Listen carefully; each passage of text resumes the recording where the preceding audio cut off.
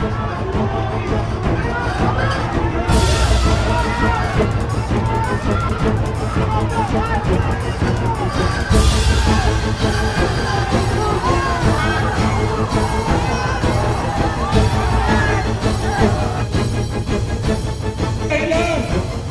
bakit yung ating sahod na kahilingan, yung ating kahilingan magkaroon ng sariling lupang tirikan ng ating bahay, yung kahilingan ng mga magsasaka na magkaroon ng lupa, yung ating kahilingan, bumaba ang presyo ng kuryente, tumaas ang sahod, hindi mangyayari yan. Mangyayari yan kung tayo ay magkaroon ng malalakas na pagkilos tulad ng ginawa natin ngayong Mayo 1. Kung mapapalaki pa natin ang ating pagsasama-sama at pagkilos ng mga manggagawa at sasamahan tayo ng mga magsasaka, ng mga maralita, ng mga mangingisda at susugurin natin ang Malacanang, mauobliga ang gobyerno na ibigay ang ating kahilingan. Magtatagumpay tayo kapag tayo ay nagsama-sama. Pero kahit tayo ay magtagumpay, ibigay sa atin ang dagdag na sahod na 200 pesos o yung 1,500 pesos kada araw. Kahit tayo ay magtagumpay, kung si Bongbong Marcos pa rin ang nasa Malacanang, kung sila Chis Escudero at mga dynasty ang nasa Senado, kung nasa si Martin Romualdez ang nasa Kongreso ng mga dynasty, mga trapo, mga bilyonaryong politiko na kakampi ng malaking kapitalista. Bawas ang presyo ng bilihin, mababa na naman ang sahod, makikibaka na naman tayo para sa dagdag na sahod. Walang katapusan, walang katapusang laban ang sahod kung sahod lang ang ating pag-uusapan. Sabi ni Einstein, yung matalino, yung magulo ang buhok, kapag ka daw paulit-ulit mong ginagawa ang isang bagay ng yun at yun din, huwag kang umasa ng mas maunlad na resulta. Giginhawa ang buhay, ang giginhawa ang buhay ay yung mga mayayaman din, yung malalaking korporasyon, katulad ni Villar. Si Villar, noong 2018, 350 billion lamang ang kanyang yaman. Dumaan pa ang pandemya. Alam nyo kung magkano ang yaman ni Villar ngayon? Ang yaman ni Villar ngayon, 850 billion. 17.7 billion dollar. 850 billion pag i-multiply mo sa 50 pesos. Ganyan ang pagyaman ng mga mayayaman. Dahil ang gobyerno natin, sa tuktok ng gobyerno, sa Malacanang, Senado at Kongreso, ang ginagawa nilang batas, ang ginagawa nilang programa, ang ginagawa nilang patakaran ay pabor na pabor sa mga malalaking negosyante. At dahil batas na ipinatutupad sa buong bansa, nagiging legal ang pagkakamal ng yaman ng mga mayayaman.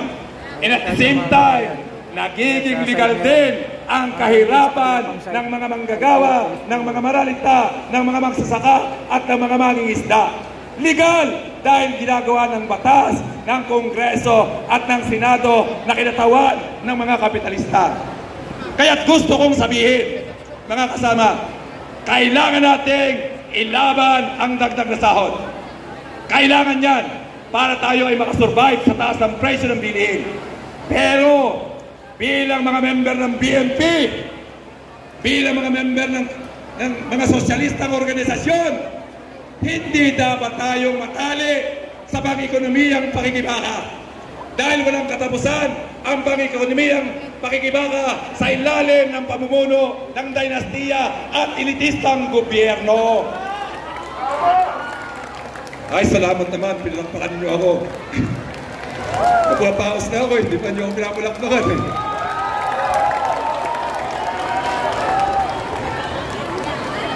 Kaya, mga pulis, narinig niyo sinabi ko, pati kayo, biktima, ginagamit kayo laban sa amin. Kaya ang solusyon, mga kasama, bagong politika. Huwag na yung luma, huwag na yung luma. Huwag na yung mga sikat. Huwag na yung mga dynasty. Huwag na yung mga trapo. Huwag na yung mga bilyonaryo. Walang ginawang matino ang mga mayayaman, ang mga dynasty, ang mga artista sa atin sa mahabang panahon. Ibinaon tayo ng ibinaon sa hirap. Ibinaon tayo ng ibinaon sa utang. Kay Duterte, nung siyang maging presidente, 6 trillion ang ating utang. Bago matapos si Duterte, 13 trillion ang ating utang. Na doble, higit pa. At ngayon, kay Marcos, bago matapos ang Disyembre, ang utang natin ay 17.38 trillion na. Mga anak natin at anak ng anak natin ay may utang na. Hindi tayo makakaahon sa kahirapan at kapihan sa ilalim ng gobyerno ng mga bilyonaryo at dinastiya. Kaya ang solusyon, manggagawa naman. Mga lider ng sektor, mga lider ng manggagawa, ng mga magsasaka, ng mga katutubo, ng mga magkingisda, ng mga driver, yon ang ating tangkilikin, yon ang ating ihalal at patalsikin natin ang mga dinastiya sa gobyernong ito. Kaya, mga kasama, meron pang 12 days pa. Kaya ba natin yan? Kaya ba natin yan? Manggagawa naman! Yun lamang! Maligayang araw ng mga manggagawa! Tuloy ang laban! Tuloy ang laban! Maraming salamat, Senador Yodi De Guzman, number 21 sa balota! Uring manggagawa! Hukbong mapagpalaya! Hukbong mapagpalaya! Uring manggagawa! Ngayon, upang talakayin kung bakit nga ba mahalaga na ang uring manggagawa ay lumahok sa eleksyon, tinatawagan po natin si kasamang Sonny Melencio mula sa Partido Lakas ng Masa. Manggagawa naman! Dinastiya Wakasan! Dinastiya Wakasan! Manggagawa naman! Sahod! Itaas! Presyo! Ibaba! Kalyoti, 11 days na lang. 11 days na lang ang eleksyon. Ngayon, ito yung gusto nating sabihin. Dalawang kampo ang pangunahing maglalaban.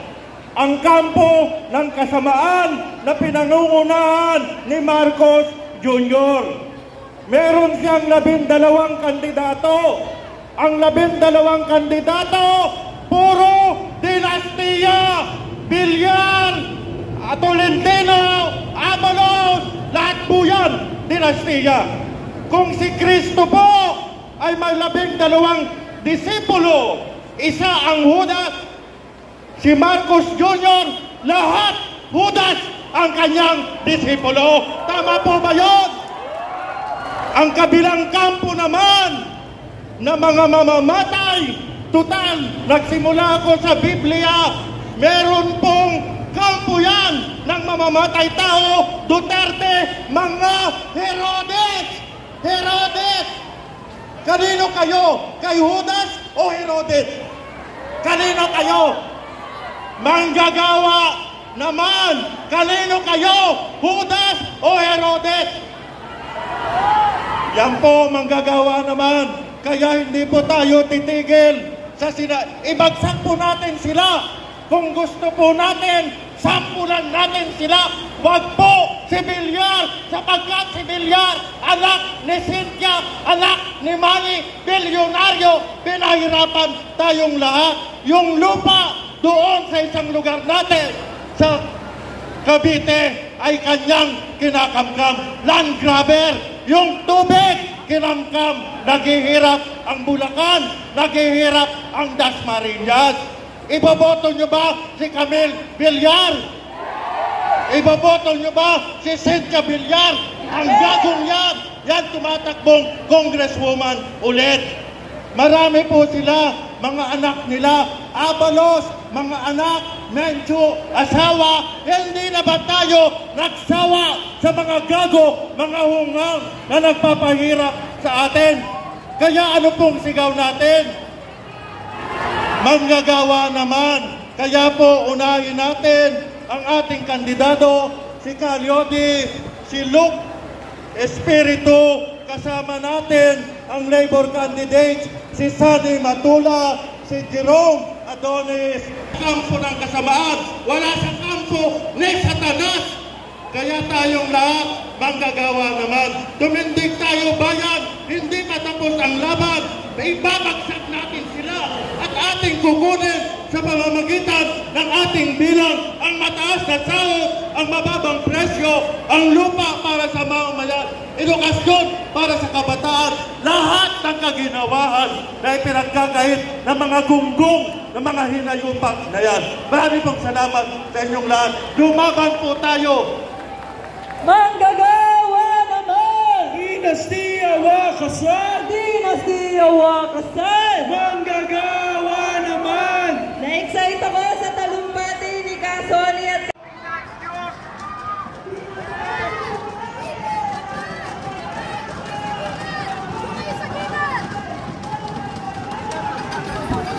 So ayun mga kababayan, no?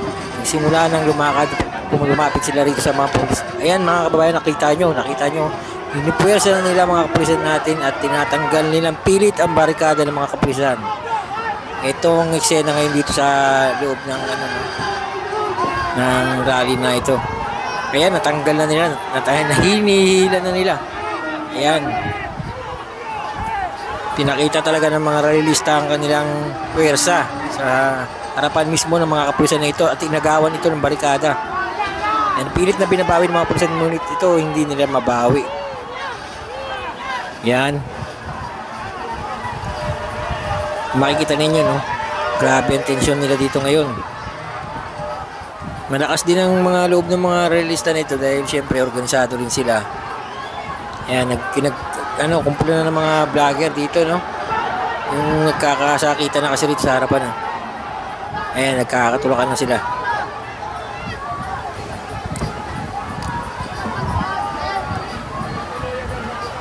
Ayan. Ayan, lumapit na yung pinaka nila.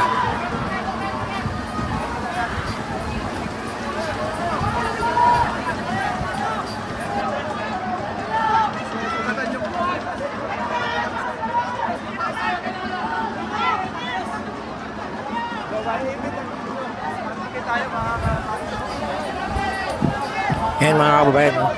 Kitang-kita nyo naman ang init ng mga palitan ng mga salita rito ng mga realista, no? Pilit kasi nilang gustong makapasok doon pag makapunta sa Malacanang, no? Matagusan itong mga pulis, mapasok din ang kanilang barikada ng mga kapulisan dito. Pero dito pa lang ay nahinto ang kanilang pamamwersa sa mga kapulisan dahil matibay rin ang ginawang harang ang barikada ng kapulisan. Kahit na naagawan sila ng barikada, pero sa dami nila, napakarami ng pulis nito, siguro kulang-kulang ito sa 1,000 yung mga nakapwesto na ito. At sa may bandang dulo rin, kung makikita nyo, may fire truck din na nakaabang para sa suporta ng mga kapulisan. Yan, kung makikita nyo, nagpapalitan sila ng kanilang mga salita, no? Sa parte ng mga realista at isang kapulisan.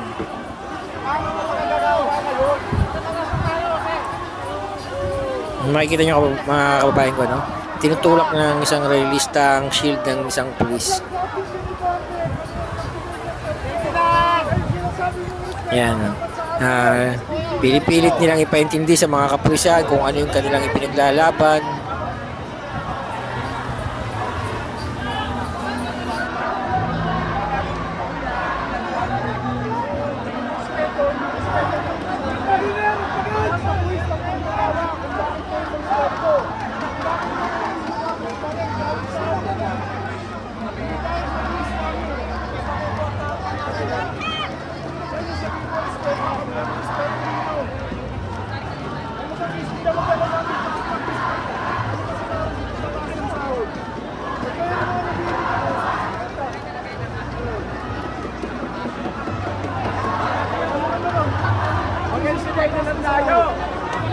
Magkaganyan lang tayo para sundin ni Yahweh. Inihatog si Lord. Sabi ni Lord, magpakabanal. Magpakabanal. Rally. Mayor, boto mo ako Mayor ang Manila.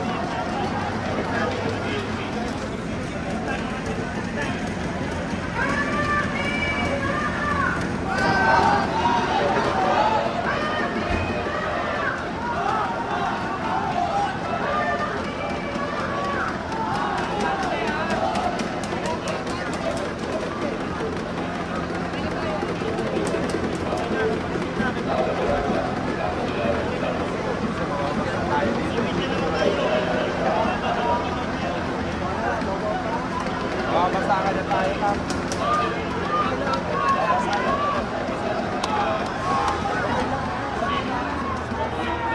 Parati na yung lahat.